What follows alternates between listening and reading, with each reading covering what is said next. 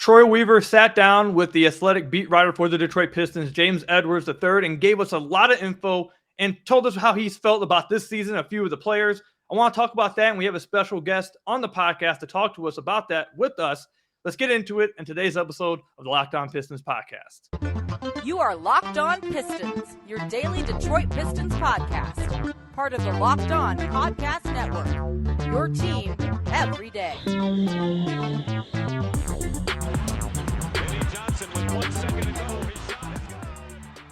What's the deal? Welcome back to another episode of the Locked On Pistons podcast. Per usual, I'm your host, Kuka Hill. You can find me over on Twitter at Kuka Hill. I want to thank you guys for making Locked On Pistons your first listen of every single day. We are free and available on all your podcast platforms. And if you haven't already, head to the YouTube channel at Locked On Pistons, hit that subscribe button, or leave us a 5-star review on whatever podcast platform you are listening to this on. And today's episode is brought to you by LinkedIn.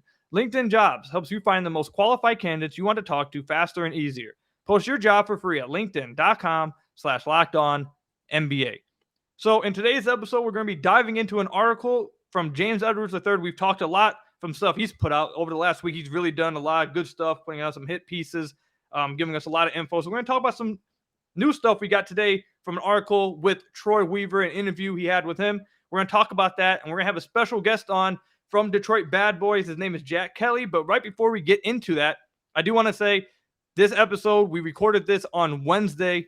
It will be posted on Friday when you guys listen to this. So the game in Paris will have played after we recorded this. So we're not going to talk about that game at all. It hasn't happened yet. So just want to give you guys a brief understanding on that, why you guys may be wondering why we don't talk about that in today's episode, because we recorded it the day before it. So, but anyways, let's get into it. Let's welcome Jack onto the podcast. Jack, I appreciate you coming on, man. This is the fan from Australia that I've told you guys about. He does incredible work over at Detroit Bad Boys, a tremendous contributor in the Pistons community. You can find him over on Twitter at Jack_Kelly_313. Jack, how you doing, man? I know it's really early over there. Are you used to being up this early, or Piston games later in the day? Where are they at for you? Well, Koof, thanks for having me, man. I've been a follower of yours for a while, and it's really cool to be on the pod. So, first of all, big thank you to yourself for this opportunity. And then, yeah, man, it's currently 9 a.m. I'm someone who gets up at 5 a.m. So, man, this works well for me. Yeah, I'm a get up at 5 a.m., go for a run sort of guy. So this 9 a.m. is easy for me, man. And to be honest, most games are normally around 11:30 a.m. So that's typically your 7:30 p.m. tip-offs Eastern. Oh, so that's not too bad. Not too bad. So fair enough. You probably are at work for a lot of the games, though, I'm assuming, because of that. Well, that's why we like working from home. You know what I mean? I wish, man. I wish that working from home all the time, man. It's goated. I can respect that. Yeah. But all right, let's get into this article. So I really want you to just give me what your overall thoughts are, or what your biggest takeaway from this article with James Edwards. It's titled Troy Weaver Q&A Pistons GM on Rebuild, Killian Hayes, and NBA Trade Deadline. Again, it's at The Athletic from James Edwards III. What was your biggest takeaway from this article? My biggest takeaway, and it's something Troy's spoken about ad nauseum since becoming the GM, is just finding the right players and waiting out the period and not rushing it. So he speaks about the character of guys. And I know that's a phrase that gets thrown around a lot, but I feel like, especially right now, you only have to look over to the Houston Rockets to see what's going on over there with some of the backcourt turmoil they have, with the personalities in their locker room and the things going on there. And then you look at the Pistons, and throughout this entire process from when Troy took over, there's rarely been anything come up in terms of character, players arguing, anything like that. Like, I still think to date, the only thing we've seen between player coach, player to player, is really that Hamidou Diallo instance back in, I think, last season in Cleveland, where he walked off from the bench to the back to the locker room. And I know it's not the sexiest thing to discuss, but it's also, I put a lot of stock in like Troy's finding the right character players, and obviously talent as well as the main thing. But I think along with finding talent in the back end of the lottery, the mid-first round, even Isaiah Livers in the second round, every one of these guys is high character, Their work ethic is unmatched. Like we've got Sadiq going into the mountains all summer. Cade's like there's something about Cade that's just draws you into him. I don't know how to describe it, but there's something about him. There's an aura. I mean, Stu. Yeah, I really, and the other thing, which it's something I've spoken about in the past is, and James asked the question about how the other teams in rebuilds at the moment, the Oklahoma City Thunders, the Rockets, and the Magic, they all got to ship out their franchise guys, their max contract guys, and get to kickstart their rebuild. The Pistons, unfortunately, Blake was past his prime when Troy took over and was a buyout. And then I know this was before the Weaver era, but they traded Drummond for pretty much, they got nothing really in return because, that was their max slot and they had nothing to kickstart the rebuild. So I think that's something I've been saying to fans is just maintain patience because the Pistons really did start from like beneath ground zero. I don't even know what you call that, but those were my two takeaways. No, I really like what you brought up. So we're going to talk a little bit later in the podcast in the second segment. He dove a little bit deeper into Killian Hayes specifically. We'll talk about what he said with that. But I really like the 2 points that you brought up, specifically the one about character guys. And like you said, a lot of fans overlook that is the correct word I was looking for. Character guys on a court, they're just like, oh, give us the good players. And obviously you want good players, like easy, obviously, but you want to make sure that you have the right set of guys, the personalities meshed together. And I think you brought up a really good example of what's going down in Houston. What is happening in Houston? I don't think anyone really understands what the hell is exactly going on over there in Houston. And it's a lot of guys. I mean, we had John Wall. I don't know if all you guys listening, I don't know if even you, Jack Kelly, checked it out, but John Wall came out today or on a podcast. I think it was either today or yesterday when we were recording this. And it was like, when I was in Houston, I had to tell Kevin Porter and Jalen Green, like, the stuff you guys are doing here, if you guys were doing this in another franchise, you guys would be out the league. Like, that stuff ain't cool. You guys wouldn't be doing that stuff. And all the stuff going on with them throughout this year already, I think, and Troy mentions this, when you're going through a rebuild and there's going to be a lot of losses, you're going to lose a lot of games, it's going to be tough. You want to make sure you have the right character guys that can handle that kind of thing, see the end goal, and work through it. Because losing has a negative effect on a lot of people. That can weigh you down, not want to put your best foot forward, not want to put in a lot of work. It can weigh you down. So you want to make sure you have the right character guys for that kind of thing. And he talked about that, and you just talked about it. I think that actually is a really big deal. And I think it's partly why, moving into your second point, why the Pistons have found themselves in a pretty good position, despite the fact that they literally had nothing to start off with. Like you mentioned, Drummond was traded and for basically nothing. Blake was playing with one leg by the time Weaver got here, so you couldn't move him. Their best assets was Luke Kennard, Bruce Brown, and Sekou Doumbouya. Sekou Doumbouya, who got basically paid to leave. Bruce Brown basically paid to leave. And Luke Kennard was included with 4 second-round picks to get Sadiq Bey. So it's not like they turned those guys into, like, incredible assets. They had to attach assets to these guys just to get what they wanted. So I think those two things are incredible takeaways to have. And I do think a lot of fans need to understand that too, is that one, the high character guys are important. And two, just to remember that, like you said, the Pistons didn't have a Paul George to start off with, or Russell Westbrook to ship off. They didn't have James Harden to ship off. They didn't have none of this kind of stuff to really start and get assets back to jumpstart their rebuild.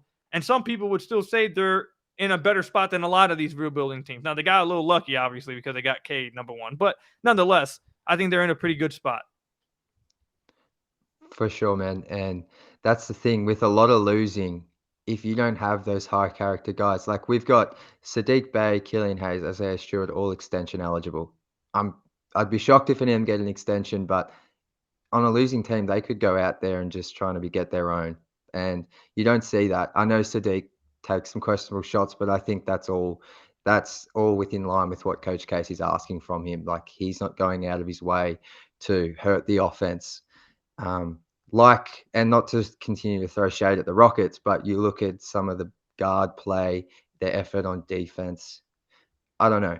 I can just see how if you had the wrong character guys, it could manifest into something bad. Yeah, and like you said, before we move on, this is not meant to like take shade or take shots at the Rockets. And I'm not saying that Jalen Green or Kevin Porter or any of those guys are not good guys. Like that's not at all what I'm trying to say. It just seems like from the outside point of view, and John Wall spoke to it, and a lot of people have seen it. I see a lot of Rockets fans complaining about it, so I don't think we're too off by saying something's up over in Houston. Something's not meshing together from the coaching staff to the GM to all the way down to the players and how they play on the court together. Something's not meshing over there. And I think the Pistons are, they're not much better in the win-loss column, but I think a lot of Pistons fans would probably say they feel like they're in a better position than the Rockets. I'm sure Rockets fans would disagree, but I feel like the Pistons fans can feel pretty confident about where they're at. So moving on from that, when we come back, Troy Weaver did dive in specifically on Killian Hayes. Now, he was obviously asked about that. He didn't go out of his way to do this, but he dove a little bit deep into how Killian Hayes has played this year and his turnaround. We're going to talk about that when we come back. But first, I got to tell you guys about one of our sponsors, LinkedIn Jobs. As a small business owner or hiring manager, you know that success in 2023 all depends on the team members you surround yourself with. That's why you have to check out LinkedIn Jobs. With LinkedIn Jobs, you can hire qualified candidates more efficiently by matching open roles with people who have the skills, values, and experiences to help you achieve your goals. LinkedIn Jobs helps you quickly attract qualified candidates to your job openings with targeting tools. They go beyond resume data by using insights from your job post, company, and their 875 million member profiles to put your post in front of the most qualified candidates. Identify the most qualified candidates on LinkedIn Jobs and connect with them fast and for free. LinkedIn Jobs makes it easy to screen and rate applicants based on your job qualifications, all on one platform. And what's a better way to start the new year by finding the perfect person for your small business by using LinkedIn Jobs? That's why it's rated #1 by small businesses in delivering quality hires versus leading competitors. LinkedIn Jobs helps you find the qualified candidates you want to talk to faster and easier. Post your job for free at LinkedIn.com/LockedOnNBA. That's LinkedIn.com/LockedOnNBA to post your job for free. Terms and conditions apply. Again, that is LinkedIn.com/LockedOnNBA. So I want to thank you guys again for making Locked On Pistons your first listen of every single day. We are free and available on all your podcast platforms. If you haven't already, head to the YouTube channel at Locked On Pistons, hit that subscribe button, or leave us a 5-star review on whatever podcast platform you are listening to this on. That's another great way to support the podcast. All right, Jack, let's go ahead and get into some of the other things that were said in this article from James Edwards III with Troy Weaver. He dove deep into how he feels about Killian Hayes and his turnaround this year. How did you feel? Was there anything that he said about Killian Hayes that stood out to you? Or what was your biggest takeaway from what he said concerning his first ever pick as the Pistons GM? Yeah, well, I think what the takeaway for me was there's still a clear investment in Killian, and I know you would never expect Weaver to come out and say we've lost interest or something like that, but yeah, there seems to be a real bond between Killian and Troy, and we've seen Troy in Killian's ear on the baseline. We've seen him talking to Killian when he got ejected against the Magic, and yeah, there's a clear bond there, which I don't think you normally see perhaps between GM and player. But I mean, Troy he used like an example of how watching his kids go to college and come back and how they change and how it takes 2 to 3 years to see a change within a child. And talked about Killian becoming more Americanized and accustomed to the NBA game. And it does take 2 to 3 years sometimes for these players coming from overseas. And he finished by saying his growth has been different. I never wavered on the person or the player. And yeah, this season has been different. It's been one of the most remarkable turnarounds I can remember. And to think where Killian was at the start of the season, essentially averaging, it was like 2 points on like 20% shooting in those first 10 games. It was horrific. Man.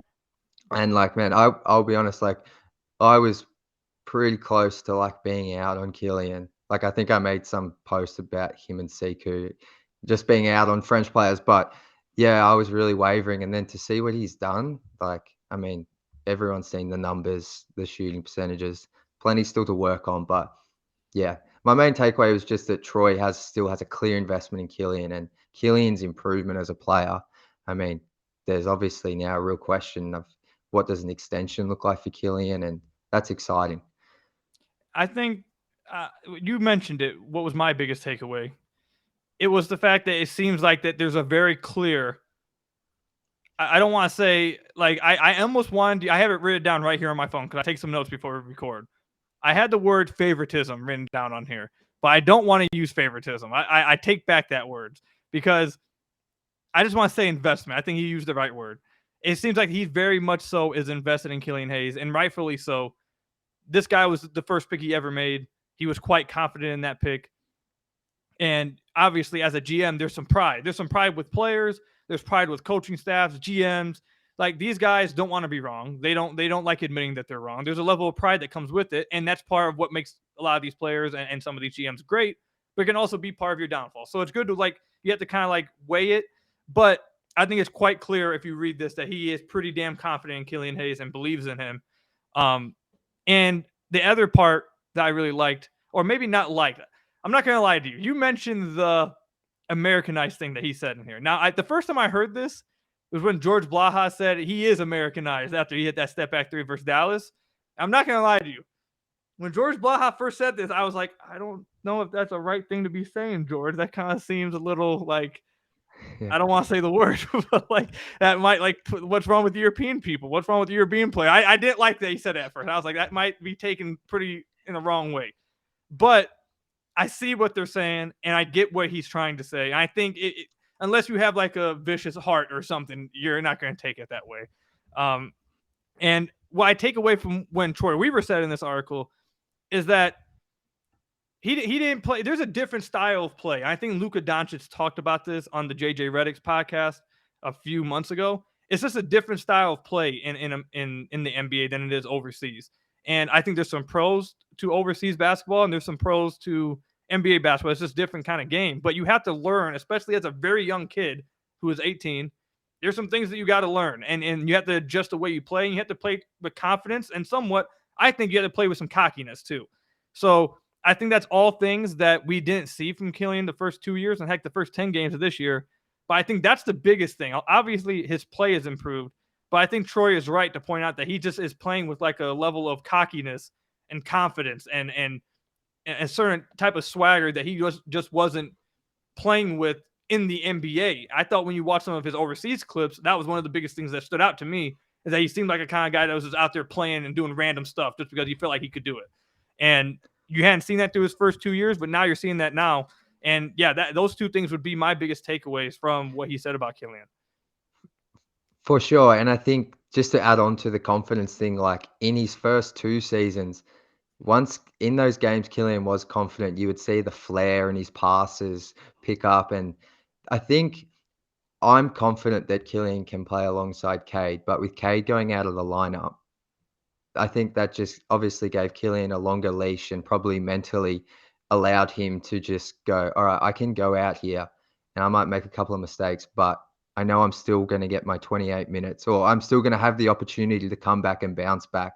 And he's surpassed that thought process now. Like he comes into every game and, you know, I'm surprised when he's shooting under, like when he's missing those mid ranges, like he's found a go-to shot. I mean, we saw those 3 games he was out. Like this team's point guard play was, I don't even know what you call it. Like it was trash. Yeah, it was not very good. And some of that is just because the roster is a losing roster. We're talking about a bottom 3 team in the league. But I think just seeing Killian now, he comes into every game confident. Like he'll have a bad first half, a bad first quarter, and he'll bounce back. Like I'm confident in him bouncing back now. And that's a massive, massive improvement for Killian. Absolutely. So before we move on, let's move away from what Troy Weaver said real quick. Just I want to get your thoughts. You kind of mentioned it, and James actually mentioned it in a question that he asked to Troy Weaver. Have you ever seen a turnaround like Killian Hayes has had within a season? I don't know if I can think of one that happened within a season. I've seen players from season to season turn their careers around, but where he was at the beginning of the year, shooting like 20%, I think it was at like 16% from deep, 2 points a game, and he's had now I need everyone to understand this. At 20% from the field, the first 11 games, 16% from deep, and now we are at game 44 of his season, and he's worked those percentages up to 39% from the field, 33% from deep, and he's at 10 points per game average. I don't think people understand how he has to play after that point just to get those percentages and points per game to where it is right now. No, it's insane, man. I mean, in terms of turnarounds, I've seen the reverse. I've seen in my 10 years of being a Pistons fan, plenty of hot starts that end up being nothing. But but in terms of a turnaround, like honestly, I haven't, and I can't think of one that comes to the top of my mind. Like just the stats you've just laid out there, like the amount of shots a player takes in like a 15 game sample, and like to turn that around to what he has, and hopefully he can get that field goal closer to 45% and keep boosting it up. But yeah, it's remarkable. I haven't seen anything like it in my years as a fan. So just to give an accurate description of what he's been since the first 11 games, over the last 33 games, he's at 43% from the field, 36% from deep on 4.2 attempts, 83% from the free throw line, 12.3 points, 6.6 assists, 3.2 rebounds, and 1.5 steals. I think if anyone predicted that's what he was going to do this season, everyone would have been absolutely ecstatic about where he was heading. And that's what he's done over the last few months. So I agree, man. I've never seen something like this before. I'm one of the biggest Killian guys out there, and those first 11 games had me ready to just I was ready to jump out this window back here. Like it was tough. It was Yeah, tough. It was tough. and people were coming after you as well. Right. They were coming after me, man. I had to take Killian Hayes' believer out my bio on Twitter. It was getting scary. It was getting scary, but he's turned it around, and that's really good to see. Is there anything else you want to point out real quick about Killian before we move on? Just a random thing. I've loved how he started taking charges in transition. Oh yeah. Like he's sort of, I feel like the Pistons haven't had anyone like that since Blake Griffin. He was really good at taking charges, but yeah, you'll see him now just step in on an opponent's fast break and try and get that charge. And, that's just another little thing to add to his game. One other thing that he's done that I see like his teammates like laugh and like smile when he does it, like, oh, he just got away with it again. It's those charges, and then also when he comes off an off-ball screen trying to defend somebody, and as soon as he gets contact, he just flies backwards and sells the contact and gets the offensive foul on the screener. Every time he does it, I see one of his teammates look at him and give him like a sly smile, like he just got away with it again. Those are two things I've seen him do that were pretty funny, but yeah, he's turned it around, man, and Troy Weaver seems like he believes in him, and I think a lot of Pistons fans have regained a lot of faith in Killian Hayes. When we come back, though, I want to talk about the rest of the team and just get Jack's thoughts on where the team is right now. Have they met some of his expectations? Individual players, have they met expectations? Have they fallen short, et cetera, et cetera? Just get his thoughts overall on the season thus far on January 18th. But first, I got to tell you guys about one of our sponsors. I got to tell you guys about Built Bar. Looking for a delicious treat but don't want all the fat and calories? Then you got to try a Built Bar. We've just got through the holidays, and I know my goal is to eat a little healthier this year. If you're like me when you want to eat healthier but don't want to compromise taste, now I got the perfect thing for you. You got to try the Built Bars. With Built Bar, they're healthy and actually tasty. Seriously, they're so delicious, you won't think they're good for you. Perfect for your New Year's resolution. What makes Built Bars so good? Well, for starters, they're covered in 100% real chocolate. That's right, 100% real chocolate. And they come in unbelievable flavors like churro, my favorite, peanut butter brownie, and coconut almond. I'm not sure how Built does it, but these bars taste like a candy bar while maintaining amazing macros. And what's even better is that they're healthy for you. Only 130 calories, 4 grams of sugar, and a whopping 17 grams of protein. And now you don't need to wait around to get a box. For years, we've been telling you guys to order your Built Bars at Built.com. But now you can get them at your local Walmart or Sam's Club. That's right. Head to your nearest Walmart, walk to the pharmacy section, and grab yourself a box of Built Bars. You can pick up a 4-bar box of cookies and cream, double chocolate, or coconut puffs. If you're close to a Sam's Club, run in and grab a 13-bar box with our hit flavors, brownie batter, and churro. You can thank me later. Again, make sure you head to those stores or Built.com to try Built Bar. It's the best tasting protein bar ever. Incredibly healthy for you, 100% real chocolate. And again, amazingly healthy for you and taste brilliant. So I want to thank you guys again for making Locked On Pistons your first listen of every single day. We are free and available on all your podcast platforms. If you haven't already, head to the YouTube channel at Locked On Pistons, hit that subscribe button, or leave us a 5-star review on whatever podcast platform you are listening to this on. That's another great way to support the podcast. Jack, before we get into the overall season so far, where have they, some of these players met your expectations, et cetera, all that kind of stuff. We're recording this a day before the Paris game. By the time everybody listens to this, the game will have been played. What do you think? When people are listening to this podcast, do you think they'll be listening after a win or a loss? I'm going to say a win. All One, right.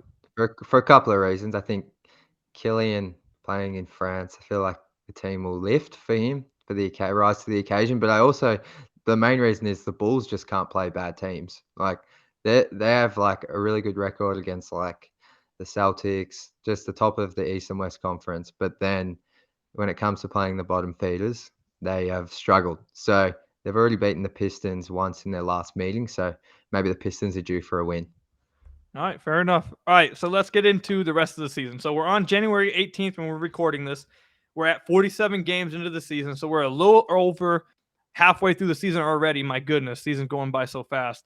Feels like just last month it was the off season. But anyways, through 47 games, Jack, let's start here.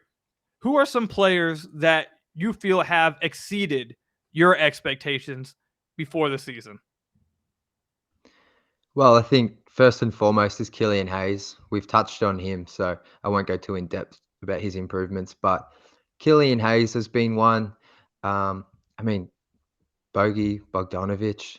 I mean, I knew he could shoot, but I wasn't aware of the self creation he had. Like I knew he had a little bit off the bounce, but and I know like his pick and roll stuff has been some frustrating at times. But I wrote an article in the middle of December, and he was like the sixth or seventh best or most efficient ISO scorer in the league. So this team, and I'm sure you'll touch on this across the next couple of weeks with the trade surrounding Bogey, but I feel like he's really helped this offense just. I mean, it's pretty poor, but just stay afloat. Like, I feel like he's really helped someone like Killian thrive. His spacing, just the spacing he brings to the floor has helped the whole team operate. And so he's exceeded expectations. Alec Burks, I mean, he's just a bucket. Like he just comes in and like it feels like he hasn't been missing of late. Off the dribble, drawing fouls. I'd love Cade to have a chat to Alec about his foul drawing ways because he'll just flail his arms, man, and he just gets to the line without even attacking the basket. So he's exceeded expectations. And then Isaiah Stewart, I'm a big Stew guy, and up until probably the past 10 games, I've been really, really impressed, and I've by no means fallen off, but his three-point shot and I think he's getting close to 15 games now where it's been like around 20 to 25%. So it'd be really nice to see him just, go on another stretch, a nice stretch from three. But I think this season, if you didn't already know, Stu's solidified in this team's future, barring like a major trade. I think whether he's a starter or coming off the bench, he's a winning player, and you see it in his effort and the things he can bring to the floor defensively.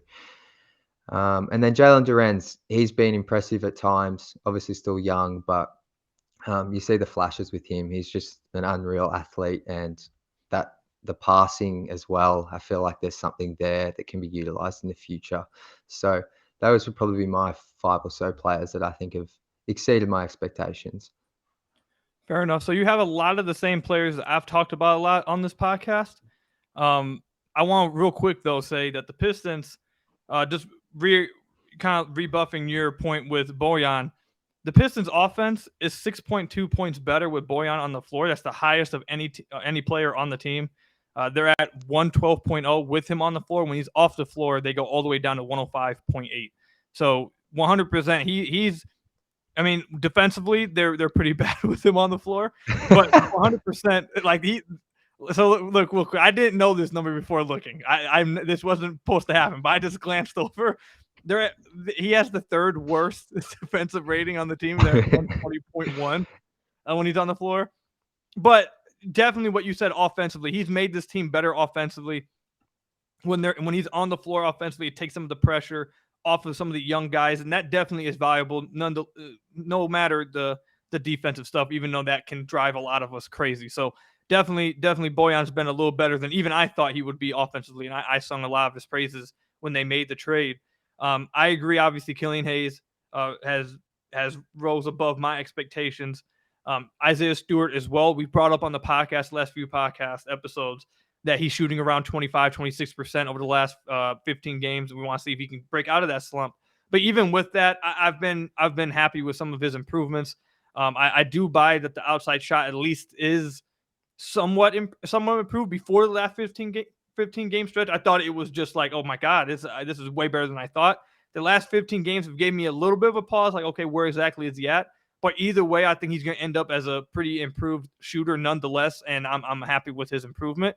Jalen Duren is the other one too, 18, 19 years old, youngest player in the league. What he's been able to do at this age already beating out Marvin Bagley before Bagley even got hurt for the starting center, power forward, whatever you want to say they were at, position on the team.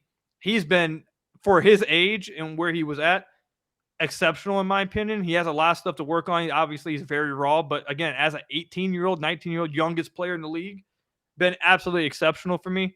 So those are the three guys that that have really exceeded expectations for me. I haven't talked much about Bojan and Alec Burks outside the fact that they've been good veteran pieces for them.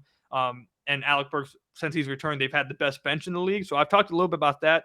But I focused more on the young guys, and maybe I haven't talked enough about the vets, but those two guys for sure have exceeded what I thought they would even bring to the team before the year. Like, I didn't think Alec Burks would just make this team the best bench in the league. Like, I didn't think he'd do nothing like that. I didn't think Bojan would be close to 50, 40, 90 this far into the season. Like, I didn't think that would happen. So they've exceeded expectations. Now, Jack, let me ask you this. So we have Bryce Simon of the Pistons Pulse on here a lot.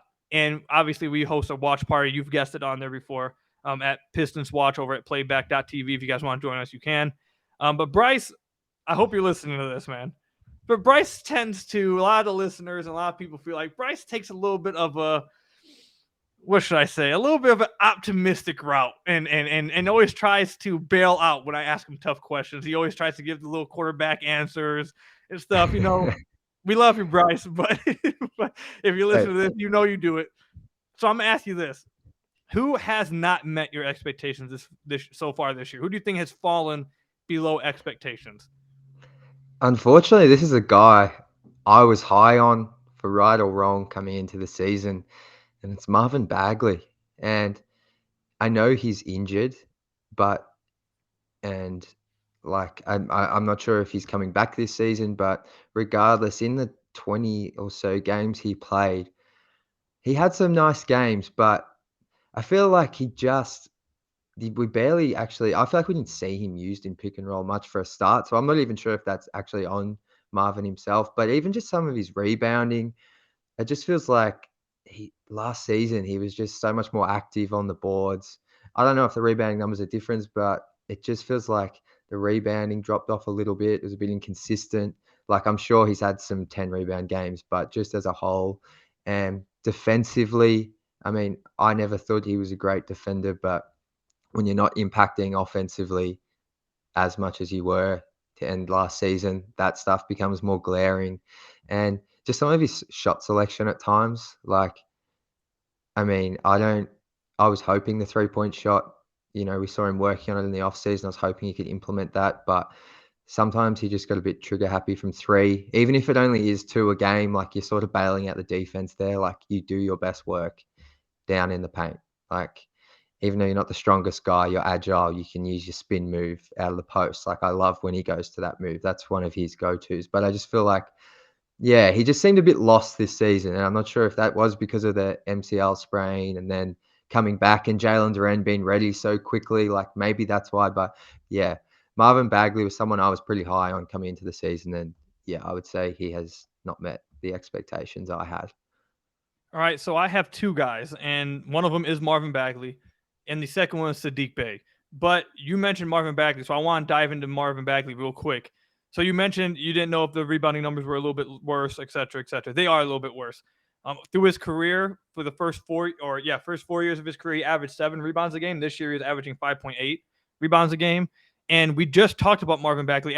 Actually, on the last podcast I recorded, we actually talked about how he had a few games where he would have 10 rebounds a game, and we'd come on the podcast and we talked about, oh, he was really fighting on the glass. He was being really physical, but there was just way too many. There was just way too many games where he just didn't.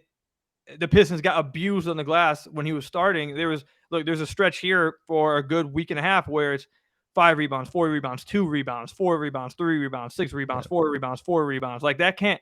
you can't have that if you're going to be a big man in the league, especially when you're trying to play quote unquote big at the time, like they were trying to do. That just can't happen. So that was very disappointing. Like you mentioned, the 3-point shot didn't improve this year that much. I don't think we've seen it improve at all. From the corners, he was at 14%, which was one area I thought he maybe could improve on, because one year he shot 40% with the Kings, albeit in a small sample size, but that wasn't well. And then also, obviously, like you mentioned, his defense just hasn't been. I mean, we knew his defense wasn't great, but it's just like you said, if you're not impacting the game just crazy offensively, it's going to be hard to kind of avoid that kind of defensively if you're not impacting it like that offensively. So that's where I'm at with Marvin Bagley. I agree with that. And then Saddiq Bey is another player that I feel like has not met at least my expectations for this season. Now, he's gotten his three-point shooting up to 33% in the season. We talked about him last podcast, actually. How the last 4 games he actually has been playing pretty well. I believe he's at 21 points a game, 43% from the field, I think, and 38% from deep, I believe. But on the seasons at 33%, he was once at like 28%, so he's gotten that up a little bit. But if you guys remember before the season, I talked about one of the things I wanted to see was him not to fight to get above 40% from the field. Like, I didn't want to see him hovering around 39% again, and that's what he's doing right now. He's just at 40% this year. The defense has taken a little bit of a step, or I don't want to say a step back. Maybe it was always just not very good. So, and then I know he's improved in some finishing areas, but some of those things have kind of like, I'm starting to question whether we actually have seen a big improvement in that area, because he's only went from 45 to 46% from the 2-point area, from the 2-point range, from this year to last year, or last year to this year. And with some of the defensive things and how he hasn't really taken that step for his outside shooter, I feel like he hasn't met the expectations I had for him before the season. And I think I'm starting to see, you can correct me if I'm wrong, if you haven't seen this, but I think I'm starting to see, I think at the beginning of the year, Killian Hayes was the most polarizing player in the Pistons team. I think Saddiq is kind of like starting to get to that point where he might be the most polarizing player amongst the fan base. Yeah, for sure. He's definitely sneaking up. I would say it's still Killian. Like, you post something about Killian on any social media platform, like it's blowing up for good or bad. But the frustration with Saddiq has definitely grown amongst the fan base for sure this season. I think, like, Sadiq's been a player I've been up and down on, up and down. Like, I've been, of the 3 2020 draft picks, he was the one I was probably the lowest on. But then with Killian struggles, he became at the top. And it's been a bit of a rough, topsy-turvy sort of, 3 years for Saddiq. And obviously, he had a pretty successful rookie season, and then it's just been trying to find what is his role. And I think right now, I said this on a podcast the other week, like, I think I'd like to see him just go back to that bench role.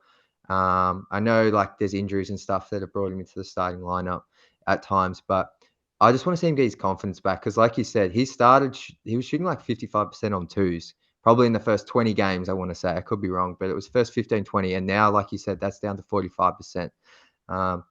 So I think just get your confidence back for the rest of the season, go out, score with that second unit, and then in the off season, you go back and you focus on the defense and just shoot and catch and shoot threes. Like, because I think after these 2 seasons, it's somewhat obvious that Saddiq's going to make his money in the league just shooting threes and playing at least league average defense.